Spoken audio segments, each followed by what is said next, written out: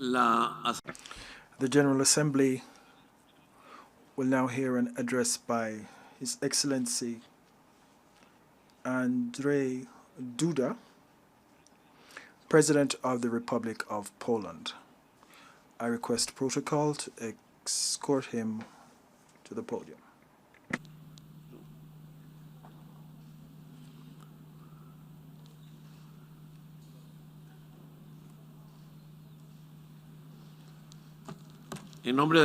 On behalf of the General Assembly, I have the honor to welcome to the United Nations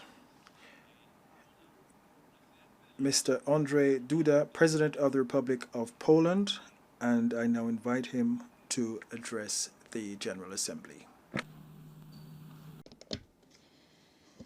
Distinguished Mr. Secretary General, Your Excellency, distinguished Mr. President, Excellencies, esteemed heads of states and nations, esteemed delegates. I congratulate His Excellency, Mr. Abdullah Shahid, on his election to the honorable function of the President of the 76th session of the UN General Assembly.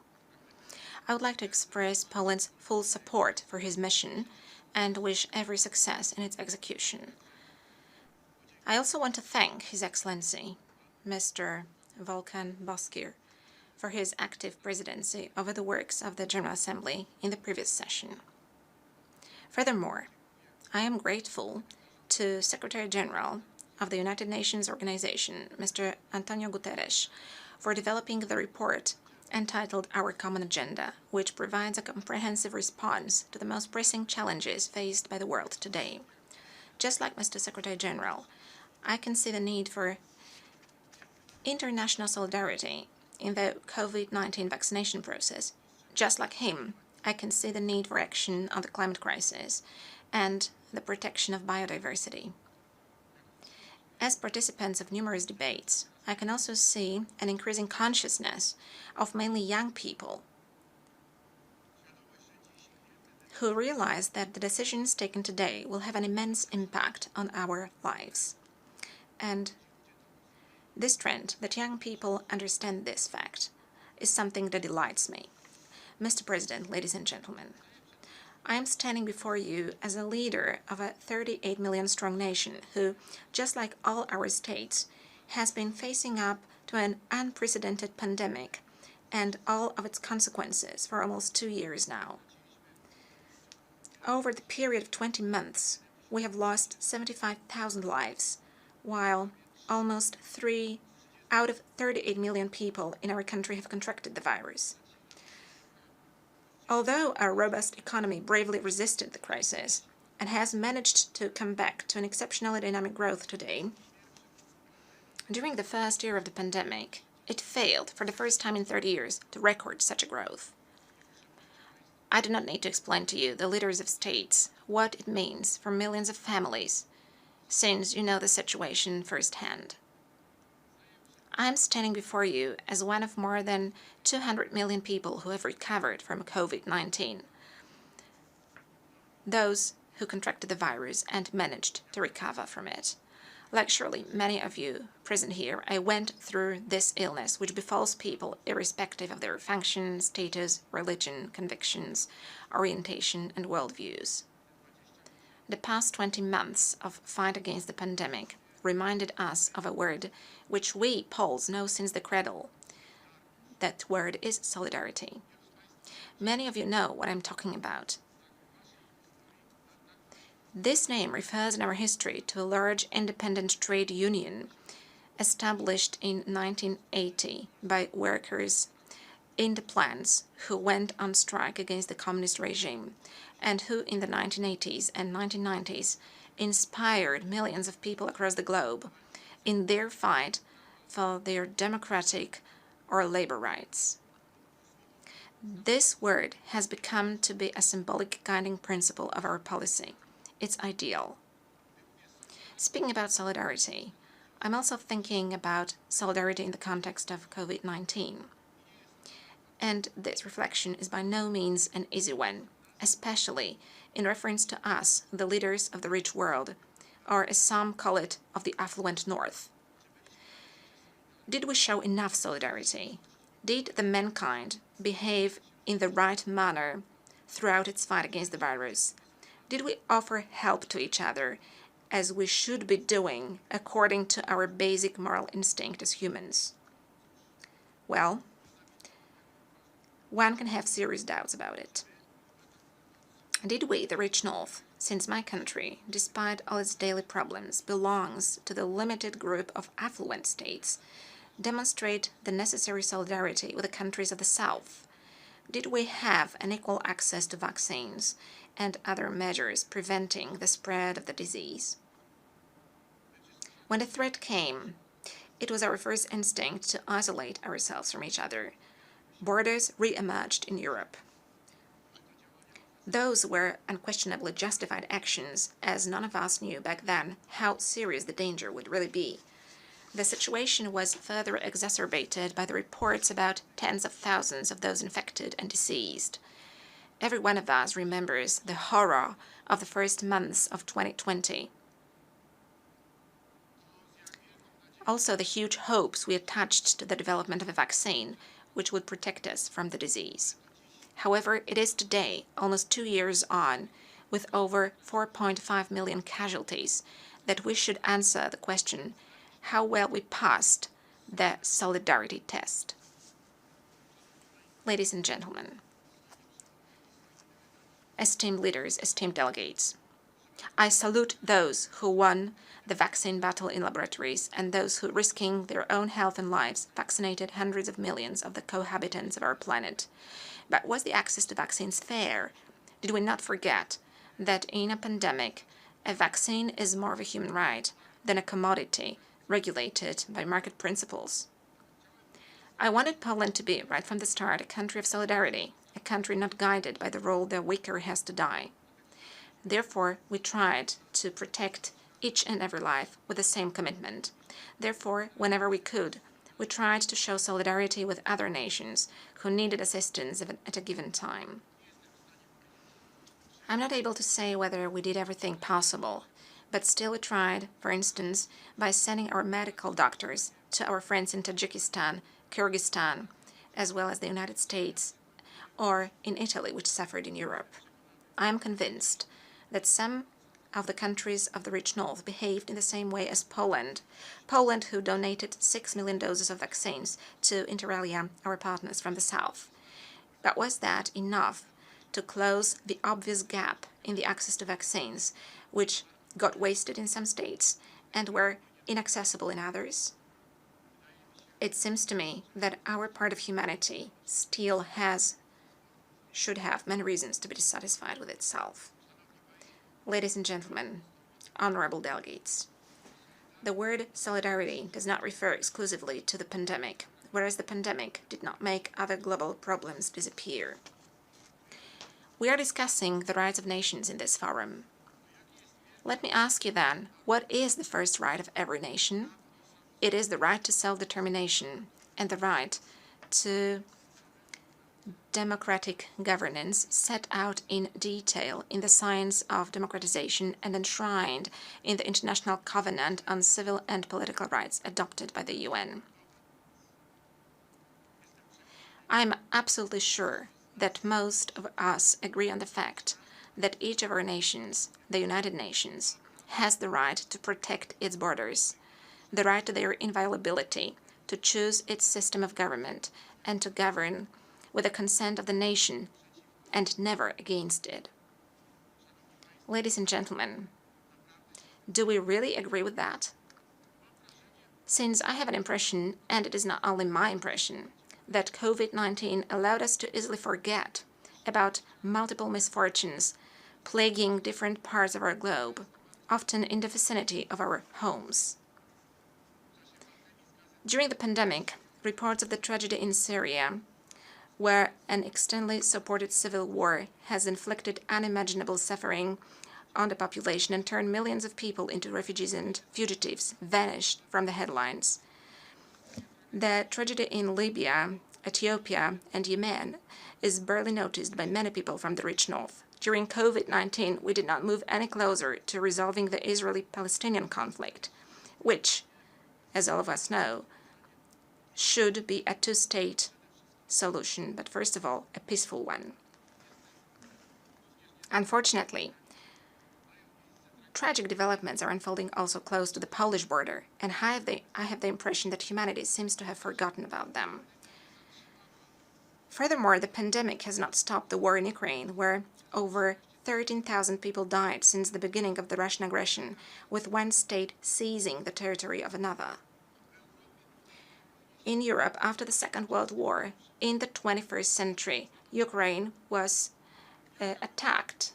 And what was the reaction of the rich North to the drama of the Ukrainian nation fighting for its independence, for its self-determination?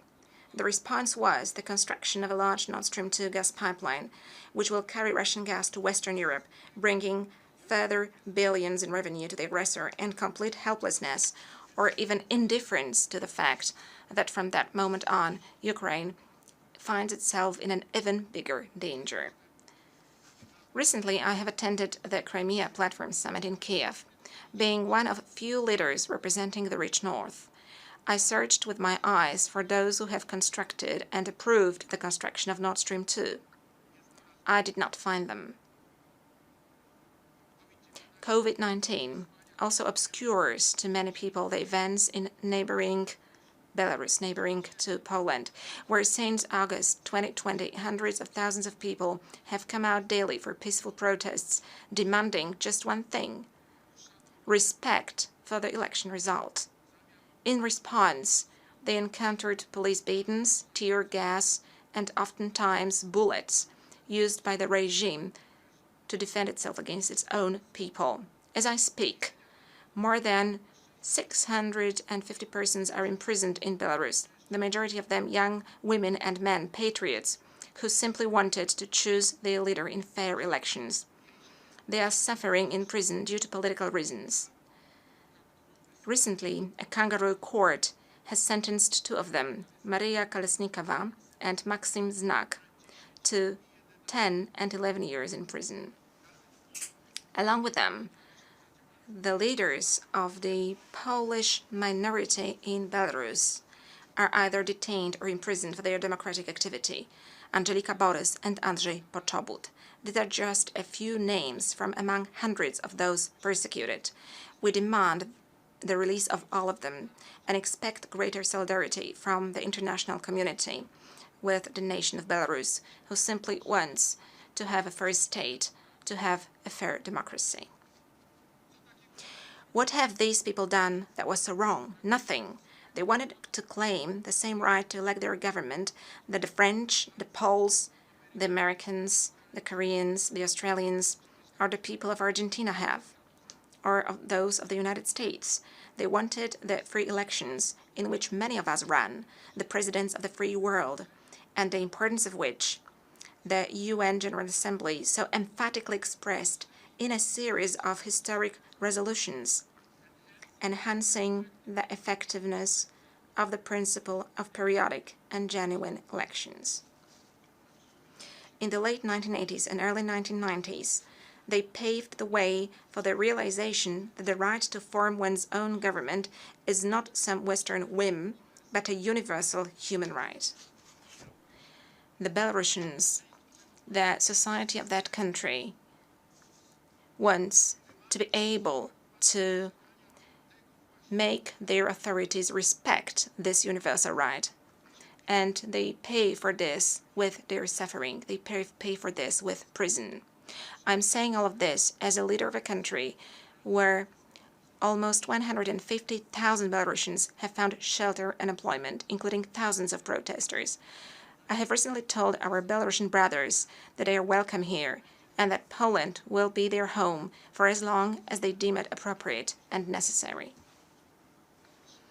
And I wish to uphold these words very decisively. But solidarity comes at a price, because regimes defend themselves not only against their own citizens, but also against democratic states.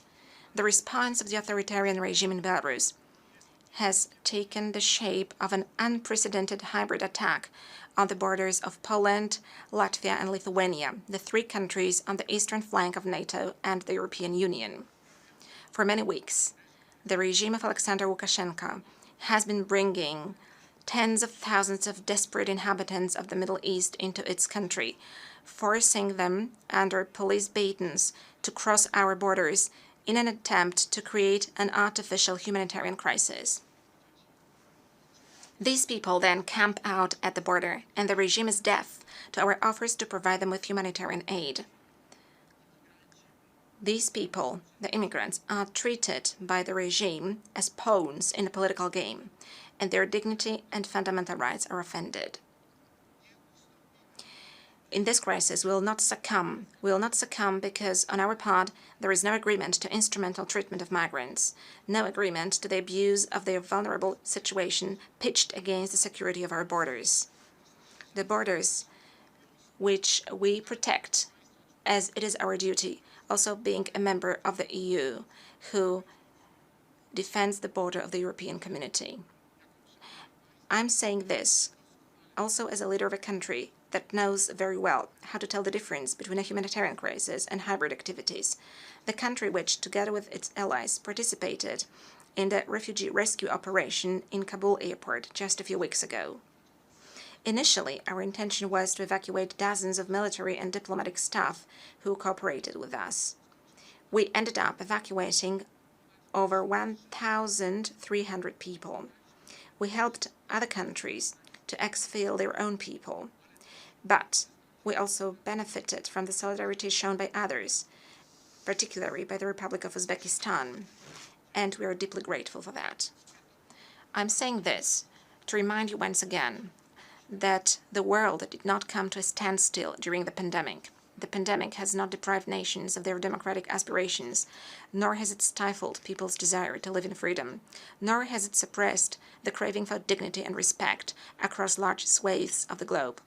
I recently saw myself the enthusiasm among the Moldovan voters who took power away from the oligarchs plundering the country and voted in favor of reforms, democracy, normality, and honesty. I assured them of Poland's support for any initiative of the kind in our region, wherever we have influence. Because these are moments that restore faith in the most fundamental values of humanity and inspire the spirit of profound solidarity in other countries, my own included. Ladies and gentlemen, esteemed delegates, dear friends, trivial as it may sound, we all realize that mankind is not homogeneous, and each of us has his or her own world of values, beliefs, and things that are sacrosanct to us. But the experience of sharing the same planet and the knowledge that we have no other teach us coexistence and prompt us to define the framework thereof. International law is such a framework. It is one of the greatest achievements of modern times. We can debate at length about reforming the UN system, but each of such debates comes down to one thing: how to promote the United Nations' role in securing the primacy of international law, because we want to live in a world founded on law, not on force.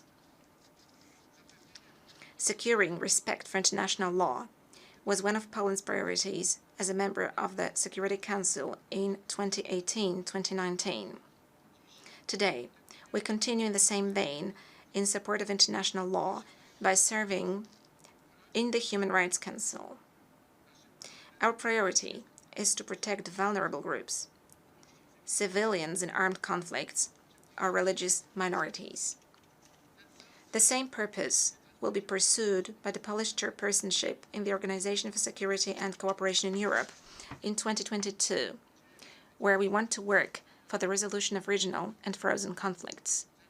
We want to tap OSCE potential to improve the conditions of the weakest and most vulnerable people. We will also strive to make human rights the main point of reference for our OSCE activities, perceiving that solidarity is the fundamental value underlying human rights, the rights enjoyed by every human being. Dear delegates, esteemed fellow leaders of the world, the pandemic has nearly removed from the headlines another major topic: the fight against climate change, the fight for a secure future for all of us and for our children. and also for our grandchildren. We, the leaders, must realize what it takes to protect people and the planet from climate change. This problem will not disappear together with the pandemic. It is also part of international solidarity. It has to be this part. Let me pose this question once again. Do we, the rich North, pass the test of solidarity, or do we merely cater to our own statistics by relocating production to the poorer countries of the South, where least environment-friendly technologies are applied, and then those countries are blamed for contaminating the planet? I'm saying this as a leader of a country that overthrew the communist dictatorship in 1989 and inherited a very difficult ecological situation in the aftermath. Over the last 30 years, we have made tremendous progress on that count. Between 1988 and 2016, Poland reduced its carbon dioxide emissions by more than 30%. Our rivers and air have become cleaner, and the country much greener. Moreover, we have more forests. By the way, Poland, being a country of primeval forests, woods, Great Lakes and rivers, attracts many lovers of nature from all over Europe. Of course, I could also add that the share of hard coal in our energy mix is systematically decreasing, with biofuels and renewable energy sources gaining ground. But at this point, let me humbly admit that this is only the beginning of the road to us, a long road which is ahead of us. Nevertheless, I believe we can make it, we will manage, because we are very ambitious in this regard and we understand the challenges of the future. Indeed, during our presidency of COP24, we managed to finalize negotiations of the Katowice Rulebook, an agreement that streamlines the implementation of the Paris Agreement so as to make it transparent and fair to all parties. It is also fair to say that we supported the transformation of our energy sector with due respect to the socio-economic context. But at the same time, we realize that more effort will be needed. Therefore, in February this year, the Polish government gave a seal of approval to the energy policy of Poland until 2040, which maps out the directions of energy transformation. The document is an important step towards low and zero-emission transition in the Polish economy. It is my firm belief that in the name of solidarity, the strategy will be further implemented by the government of my successor in office. What is important, I do believe that the fundamental principle will be maintained, the principle of just transition, of such transition which takes into account social needs, transition which takes into account possibilities, and such which takes into account the need for a man to live in dignified conditions, to have a job, and to be able to raise his or her children in dignity, which also takes into account the interests of the family. Honorable delegates, ladies and gentlemen, solidarity has not ceased to exist in the face of a pandemic. It should continue to be our motto and our central tenet, together with others, not to compromise on human rights and the rights of entire nations, to secure the development of the UN, always in due respect of the primacy of international law, and to be ready to set and pursue ambitious goals in the struggle for our planet. In the last 20 months, when the pandemic weighed so heavily on us, we have often asked ourselves, what will be the post-pandemic world? Will it be the world of solidarity? Or shall we resume business as usual and consider that these months have been nothing more than an interruption in our routine, after which we can go on repeating our old mistakes? Yes, we can say that safely. Personally, I believe that the mankind shares the same aspirations: security and prosperity, democracy and human rights. A world without wars and violations of borders, nations respecting each other's territories, languages, and identities, a world without discrimination, without offense of inherent dignity of human beings, a world that consistently endorses, among others, the principles invoked by the authors of the Universal Declaration of Human Rights, a world based on solidarity among people and among states. I believe that Poland will be striving for such a world, no matter who holds the office of its president, whether the next president is a man or a woman. I do believe that this is going to be the striving of our next leader. Thank you for your attention.